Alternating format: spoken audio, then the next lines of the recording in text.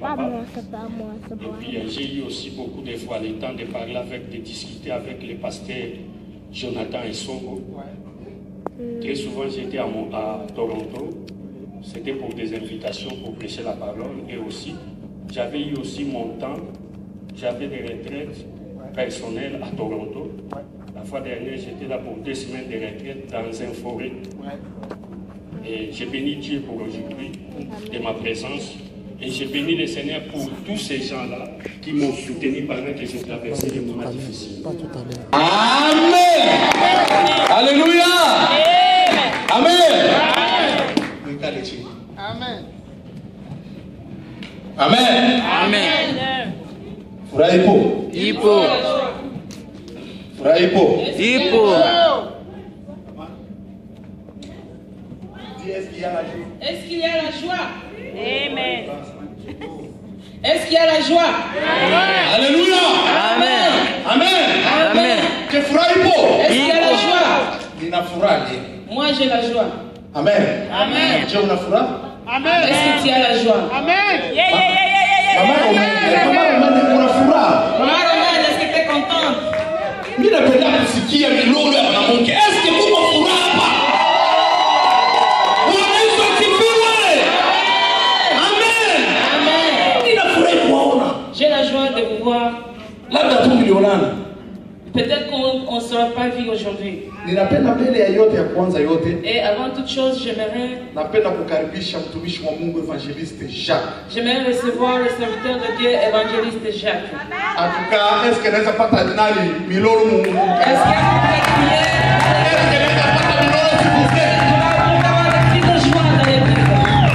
En tout cas, tunakukaribisha nani Evangeliste Jacques. Te disons bienvenue, évangéliste Jacques. Présence yako ni benediction kwa kanisa. Ta présence est une bénédiction dans cette église. Parce que si kama mtumishi wa Mungu anaingia ndani ya kanisa, Car lorsqu'un serviteur de Dieu entre dans une église, cela veut dire qu'on ingia na conteneur sa bénédiction. cela veut dire que vous entrez avec des conteneurs de bénédiction. Hata usemi kitu. Même si vous ne disiez rien, Samuel alikuwa anafanya kimbia mu village. lorsque Samuel entrait dans un village, avant qu'il dise quoi que ce soit, les sages du village commençaient à trembler. Parce qu'il était accompagné par la bénédiction. Avant que je prêche, est-ce que vous pouvez bénir l'église? Amen. Amen. Bénis l'église. Amen. Nous allons prier. Amen. Père, c'est merci. Nous te bénissons pour la grâce que tu nous accordes, Seigneur. Nous te sommes reconnaissants pour le souffle de vie, Seigneur. Si on manque des choses à témoigner, Seigneur, c'est juste parce que nous avons des calculs dans nos têtes qui nous empêchent, Seigneur, de voir tout ce que tu es en train de faire dans nos vies. Au jour le jour, Seigneur, tu nous fais du bien. Quand tu nous accordes la vie, c'est ça la première bénédiction que tu nous accordes. Nous te sommes reconnaissants pour la vie, Seigneur. Et Seigneur, Dieu Tout-Puissant, tu m'as amené dans cette église comme étant ton serviteur. Avec un cœur humble, Seigneur, j'ai pris que les ciels s'ouvrent, Seigneur. Que laisse que, Seigneur, cet après-midi, Seigneur, que tout un chacun de nous reçoive une bénédiction qui vient de toi, Seigneur. Là où il y avait des blocages, j'ai pris au nom de Jésus. Je débloque toute situation au nom de Jésus. J'ai pris, Seigneur, que le ciel s'ouvre sur chacun de nous. Même s'il y avait des plans sorcelleries démoniaques, au nom de Jésus, j'ai pris tout ce que l'ennemi avait planifié contre ton peuple au nom de Jésus. J'ai pris que ta bénédiction, Seigneur Dieu, descende au nom de Jésus. Seigneur, bénis-nous. Il y a un homme de Dieu qui t'y a choisi aujourd'hui pour nous parler. Seigneur, qu'il soit réellement un instrument que tu as choisi pour nous. Bénis-nous, Seigneur Dieu, au travers de ton serviteur. Seigneur, mets la parole, l'onction, la présence du Saint-Esprit, la puissance du Saint-Esprit, afin qu'il soit apte, Seigneur Dieu, à nous donner, Seigneur, non pas ses pensées, mais des rêves qui viennent de toi, Seigneur, afin que nous tous, nous pouvons bénéficier, Seigneur, de la grâce que tu as mise sur ton serviteur. Et c'est là au nom de Jésus. J'anéantis toute puissance, Seigneur, qui peut se lever contre ta parole. Je le repousse au bas de la croix au nom de Jésus. Sois béni, sois élevé parce que tu es notre Dieu. Avant même que nous te demandions quelque chose, tu nous as bénis. Parce que David dit, avant que la parole sorte de ma bouche, tu m'as déjà exaucé. Sois béni, sois élevé. Au nom de Jésus. J'ai béni une fois de plus ton peuple par le nom puissant et glorieux de notre Seigneur et Sauveur Jésus. Nous disons tous Amen. Amen. Bwana Yesu asifiwe. Bwana Yesu asifiwe. Ninazidi sana kushukuru. Karibu sana Bishop Joel. Je continue de remercier. Bienvenue à Bishop Joel. Puisque naona mbele mimi nihubiri napenda kuye kwanza sasa. Et avant que je puisse parler, je me sens que Parce que mnapiga minolo mtu ya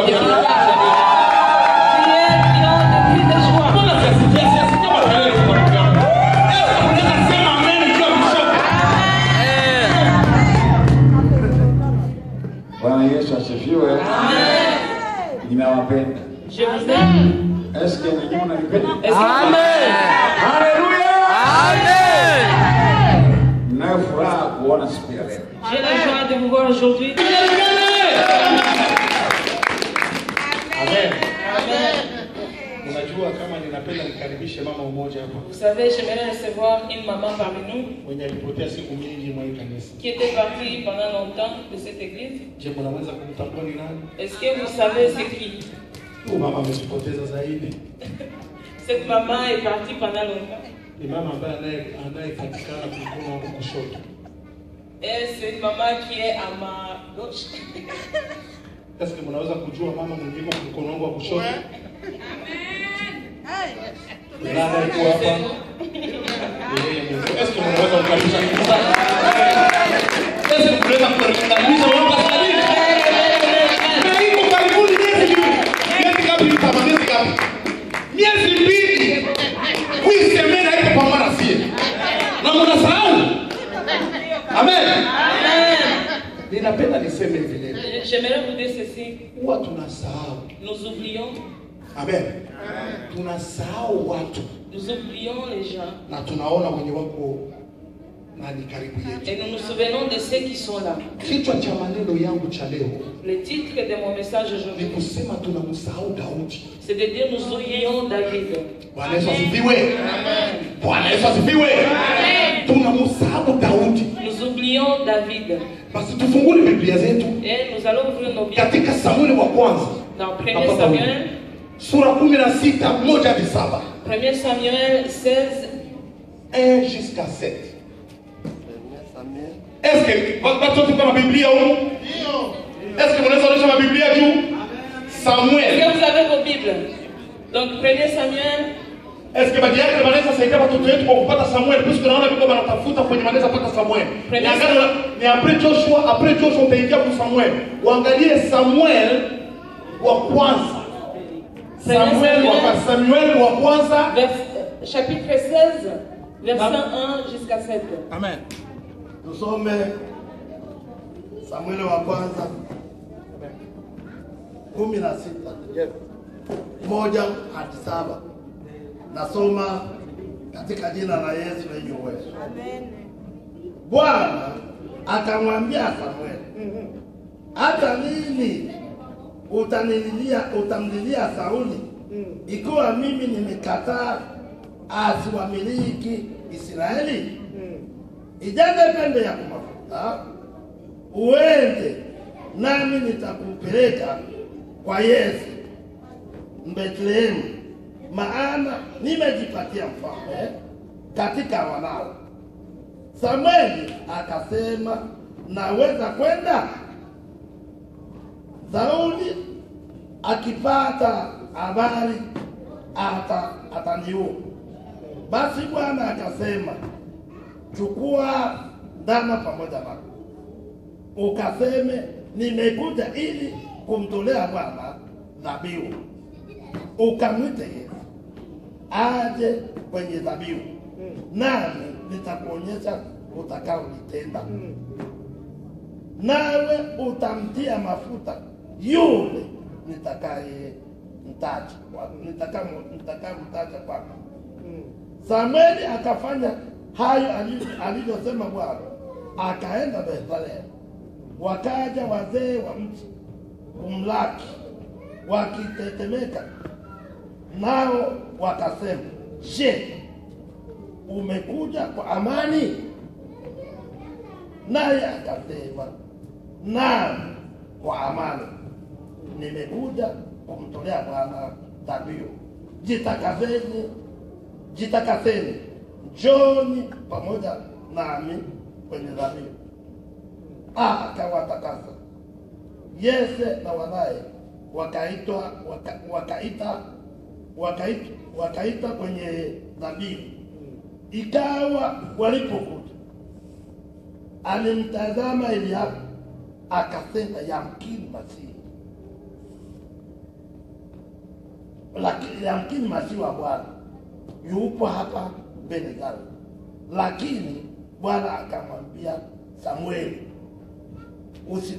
usimtazame uso wake wala urefu wala kimo chake, kwa maana mimi nimemkataa.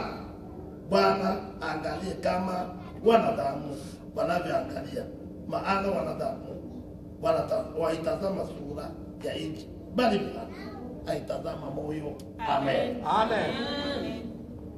Bwana Yesu asifiwe. Amen. Tusikilizane vizuri. Attendez-vous Uko pamoja na mimi? Est-ce que vous êtes avec moi? Amen. Hii ni habari ya Samuel. Ça, c'est l'histoire de Samuel. Samuel alikuwa ni profeti wa Israeli. Samuel était un prophète d'Israël. Na watoto wa Israeli walianza kulia juu ya mabaya yenye Samuel alianza kufanya. Et les enfants d'Israël ont commencé à pleurer à cause des choses que les rois de Saül faisaient. Mungu akamtuma Samuel. Et Dieu a envoyé Samuel. Wende Jerusalem, wende Israeli. Va en Israël. Utakutana familia ya Yese. Tu vas rencontrer la famille d'Israël. Wende kule nitakuonesha nani yule ambaye utakayebariki kuwa mfalme wa Israeli. Et moi je vais te montrer qui tu dois bénir pour qu'il devienne le roi d'Israël. Samuel alikwenda. Et Samuel est parti. Na akafika kumjini wa nafasi kwenye Yese anaikala na familia yake yote. Donc il est arrivé là où Esaïe est avec sa famille. Yese alikuwa na watoto 8. Et il avait 8 enfants. Mtoto wake wa mwisho walimwita Daudi. Et le dernier enfant on l'appelait David. Bwana Yesu asifiwe. Amen. Kichwa changu cha maneno nimemwambia kwamba mmemsahau Daudi. Donc le titre du message d'aujourd'hui c'est que vous avez oublié David. Samuel akaenda ajili aende kubariki mfalme wa Israeli, mfamilia ya Yese. Donc Samuel est parti bénir les rois d'Israël dans cette famille-là. Na wakati Samuel alipofika mbele ya Yese, et lorsque Samuel est arrivé devant Esaïe, akatakasa watoto wote. Il a purifié tous les enfants. Akasema acha wakutaniwe tayari kusudi atafanya sacrifice kesho msubuhi. Donc en disant on va les apprêter pour que nous puissions faire les sacrifices demain matin. Samuel akamuuliza Yese. Et Samuel a demandé au papa. Kama vile anaenda kwa baba Kabiluba. Donc comme il viendrait ici chez papa Kabiluba. Papa Kabiluba iko na watoto 8. Donc papa Kabiluba a 8 enfants. Kisha profeta anakia kumuuliza papa. Et le prophète lui demande, papa, nimekuja kwako kwa kuwa Mungu amenituma kwako nitabariki mtoto wako mmoja parmi watoto yako atakuwa yeye ndiye mfalme wa Israeli. Dieu m'a envoyé pour bénir un de tes enfants qui deviendra le roi d'Israël. Baba wa watoto. Et le papa des enfants. Yes, alikuwa baba wa familia. Le papa de la famille. Mwenye anajua familia yake yote. C'est lui qui connaît toute sa famille. Sawa vile Billy kuna magarso bakana bafahamu vizuri. Comme Billy qui a des garçons, il connaît ses garçons. Anamuuliza nani anaweza kuwa mfalme wa Israeli? Et on lui demande qui peut devenir le roi d'Israël. Ameona mtoto wake huyu. Et comme papa avait vu ses enfants, ndiye mtoto mwenye anastahili kuwa mfalme wa Israeli. Il voit l'enfant qui est digne de devenir le roi d'Israël. Akaleta mtoto wa kwanza mbele ya Samuel. Il a amené le premier enfant devant Samuel. Wakati Samuel alipomwona, et lorsque Samuel l'a vu, Samuel akasema huyu ndiye mfalme. Et Samuel a dit en tout cas c'est lui le roi. Parce que Samuel a regardé comment il était.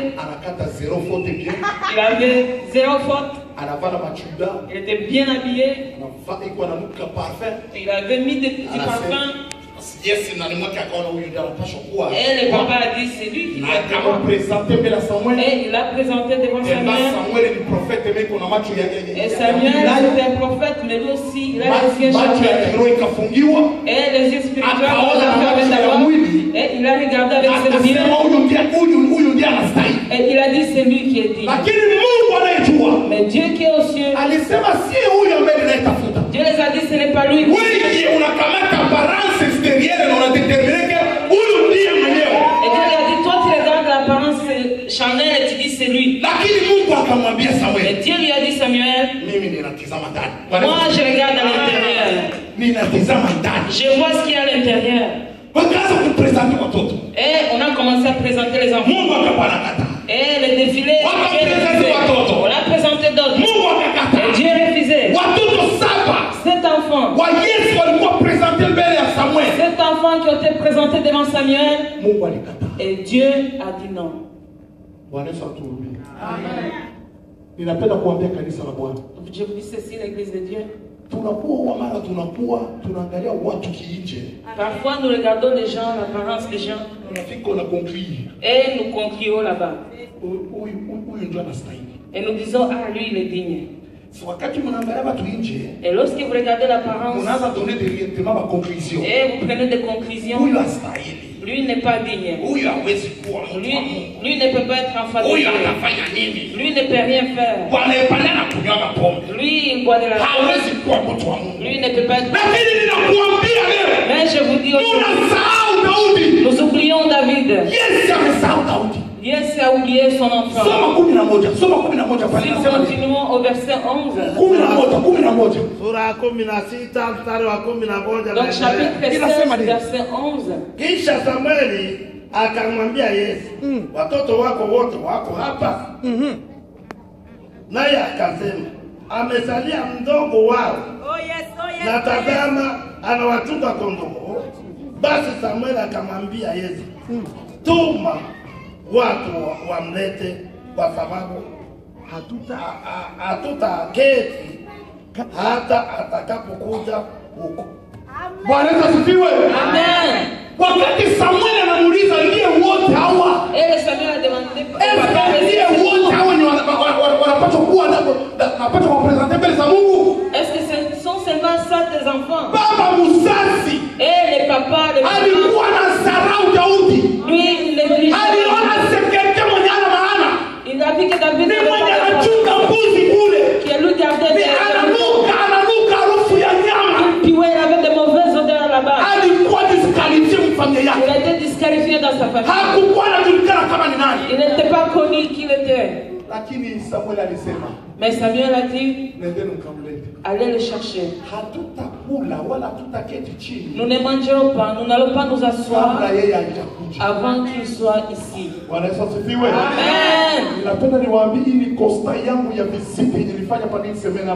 Je vous dis, moi j'étais ici pendant une semaine et j'ai constaté quelque chose. J'ai vu que l'église, vous oubliez David. Vous oubliez les gens qui sont Nous négligeons les gens qui font tout. Mais je vous donne l'exemple. J'ai pleuré beaucoup avec c'est quelqu'un que Dieu et les gens les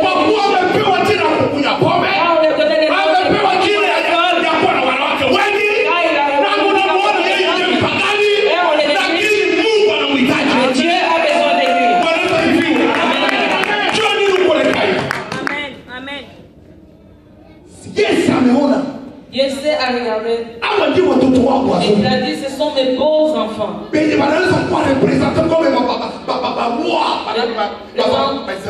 enfants qui peuvent devenir des rois d'Israël. Mais nous, l'église,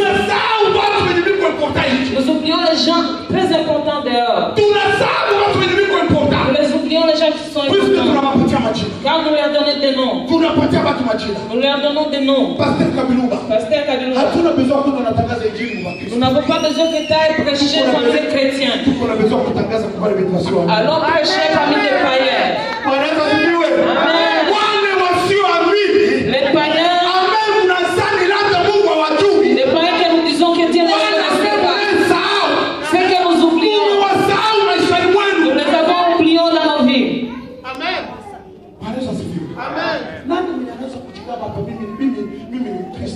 Qui peut se vanter en disant que je suis chrétien? Je suis chrétien, moi je suis allé prêcher celui que vous regardez parmi nous qui était impossible. Qui est allé parler à lui? Qui est allé lui parler?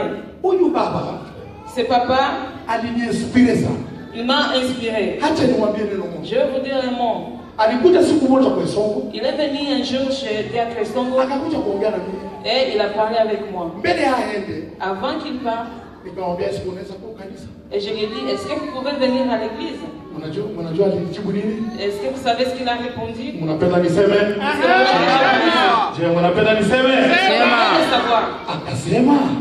Il a dit, moi je suis Zaché.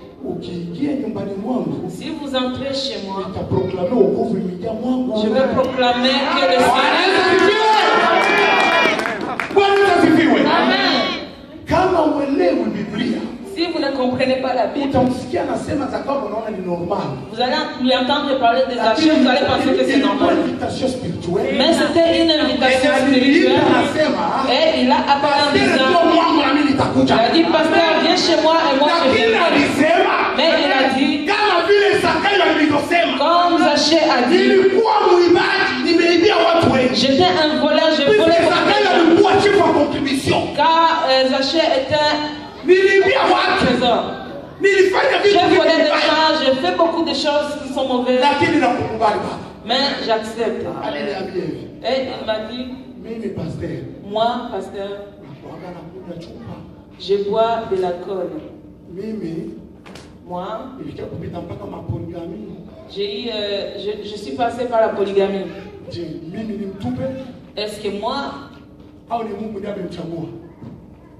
Est-ce que moi, je dois les jeter ou c'est Dieu qui l'a appelé? Moi je demande à l'église, est-ce que c'est à moi de les rejeter ou c'est Dieu qui l'a choisi? Isaïe a jeté son enfant. Isaïe a jeté David. Et c'est même David est devenu le roi d'Israël. Moi je peux te rejeter. Mais Dieu peut te lever et tu deviendras fort. Amen. Regardons dans le Nouveau Testament.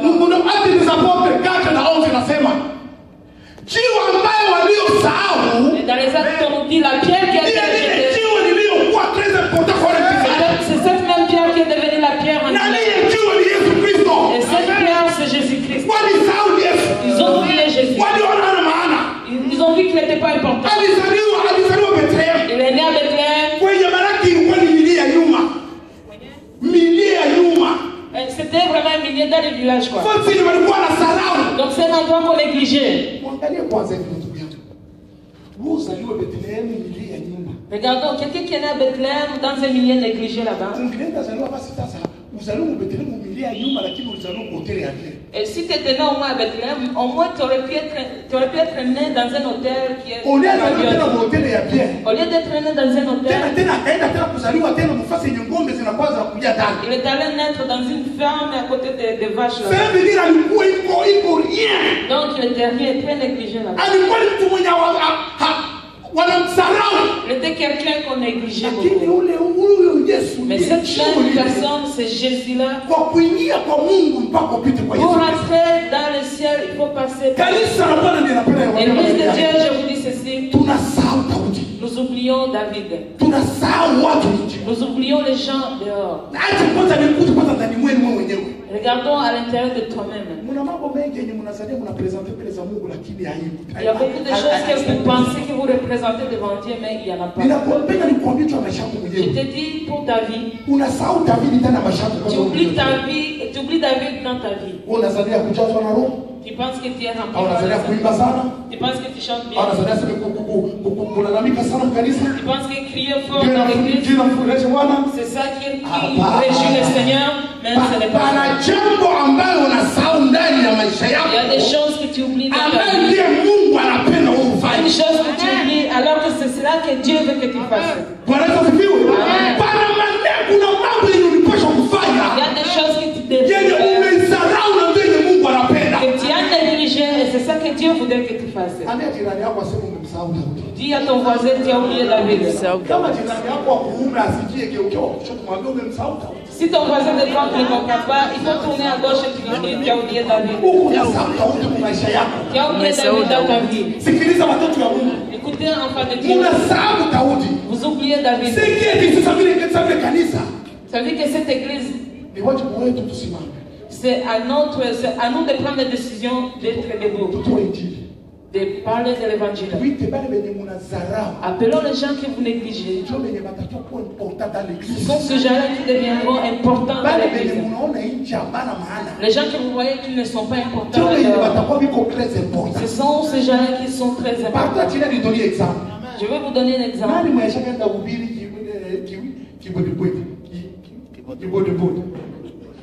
Qui est déjà allé évangéliser monsieur Kiboudi? Est-ce que vous êtes allé l'évangéliser? Est-ce qu'il y a quelqu'un qui est allé l'inviter? Pourquoi? Oh, vous savez, quelqu'un de logique. Pasteur, si toi aussi tu es allé chez lui, là, il va te donner des logiques là-bas. Ah, moi-même, je suis allé parler avec lui, mais qui n'avait pas de logique. Et quand je lui ai demandé, dis-moi les jours, je viens. Il y a beaucoup de gens qui regardent l'apparence négligée. Et vous jugez. Et vous dites, celui-là n'est pas digne de venir. Appelle-le. Et le Seigneur va lui parler. Ta situation que tu as laissée comme ça dans ta vie. C'est ça, c'est cela que Dieu veut. La chose que toi tu as laissée. Peut-être qu'en apparence tu fais beaucoup de choses qui réjouissent les gens. Et demande-toi, est-ce que c'est ça que Dieu veut? Est-ce que la chose que je fais, est-ce que c'est ça que Dieu veut? Car les personnes viendront te dire, ah, t'as bien fait, c'était bon, c'était bien. Peut-être que ce n'est pas cela que Dieu veut. Car l'être humain regarde l'apparence et conclut. Mais Dieu regarde l'intérieur et conclut. Écoutez, enfant de Dieu. Nous avons oublié nos amis dehors. C'est le moment de commencer à donner l'évangile. Que nous allons les rencontrer. Que nous allons les rencontrer. Papa Patrice. Tu ne peux pas prêcher quelqu'un qui boit si tu ne vas pas t'asseoir. Va t'asseoir avec lui. Écoutez ce dont il dit. Et toi fais comme lui. Et tu vas à la maison. Vous savez les gens qui fument de la marijuana. Moi j'ai passé parmi beaucoup de gens. J'avais des amis qui n'ont. Jonathan. Et il me disait, Jonathan.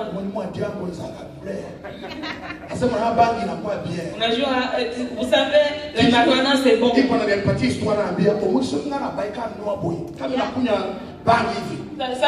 Lorsque je fume de la marijuana, je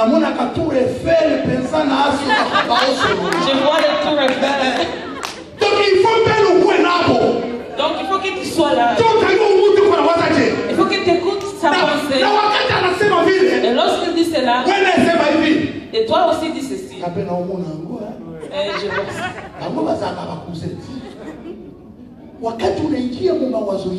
lorsque tu rentres dans sa pensée, c'est comme ça que tu vas lui parler et l'amener. Jésus-Christ est Dieu. Mais pour venir nous chercher, il fallait qu'il soit né comme nous. Et lorsqu'il a commencé à parler, nous l'avons écouté. Amen. Amen. Donc j'aimerais vous dire quelque chose aujourd'hui. Allez parler de l'évangile à tous ceux qui vous pensez qu'ils ne peuvent pas venir. Allez vous asseoir avec des païens. Allez prêcher des païens. Et amène-les chez Jésus. Car Dieu ne voit pas les gens qui apparaissent ici. Les gens qui sont bien ici.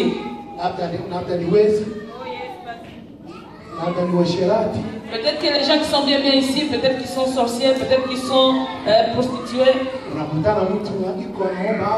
Tu vois quelqu'un qui prie ici. Et il est en train d'être adultère à l'autre côté. Et il donne la femme d'autrui des rendez-vous. Ah, vous savez, à un moment donné, on va sortir ensemble. Et cette personne est là. Et c'est lui qui vole les gens. Cette personne-là est là. C'est là qui calomnie. Mais le Seigneur ne voit pas. Le Seigneur voit celui qui est que vous... Peut-être qu'il y a des gens qui sont ici, qui sont là seulement apparence, dans l'apparence. Seulement dans l'apparence. Et ils pensent que ce sont des chrétiens. Mais lorsque tu regardes au fond, il n'y a pas d'évangélique missionnaire. L'église évangélique missionnaire, aimerait vous dire ceci. Il y a des gens là-bas dehors qui aimeraient venir ici. Il y a beaucoup de gens à l'extérieur que nous aimerions venir ici. C'est à nous d'écouter la voix du Seigneur. Allez inviter chacun d'eux. Dis-leur de venir ici. Et il faut rencontrer Jésus. Amen. J'aimerais vous donner un message. Les femmes, je vous dis, vous êtes des lionnes. Des lionnes. Lorsque un lion fait un bruit là, sachez que c'est la lionne. La lionne, c'est la lionne qui tue. Car il est en train de protéger ses enfants. Et les femmes dans l'église, c'est vous des lionnes. Lorsque vous allez crier, lorsque vous allez rugir, et lorsque vous allez être debout dans la prière, Dieu va vous écouter. Est-ce qu'il y a des gens qui prient parmi nous? Est-ce qu'il y a des intercesseurs parmi nous? Des femmes qui prient parmi nous? N'aie pas peur de monter ta main. N'aie pas peur de monter ta main. Est-ce qu'il y a des femmes qui prient? Je vous donne un travail. Priez pour l'église. Priez pour cette église. Je vous dis, nous n'avons pas 8 mois. Nous n'avons pas de chaises. Amen. Il y a beaucoup de gens qui vont venir. Regardons Papa Rachid qui est là. Je le respecte beaucoup. Je n'ai pas le temps de le dégrader devant Dieu. Mais c'est Dieu qui les connaît. Peut-être que vous pouvez suivre l'histoire de David. Mais Dieu a appelé David l'homme selon mon cœur. Et David avait l'adultère. Vous les enfants de Dieu, lorsque vous donnez à quelqu'un caché, lorsqu'il a fait une erreur dans le passé, ça y est, tu prends un cachet et tu mets sur son dos. Même si la personne vient demander pardon, toi tu le vois seulement ailleurs. Et aussi, toi tu ne sais pas qu'il est déjà bien avec son Dieu. Toi tu continues à mettre des cachets. Et toi tu as un péché. Le péché de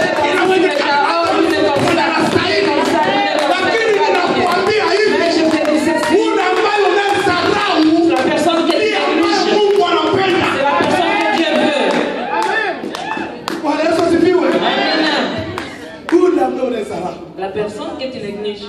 Je parle avec mon petit frère.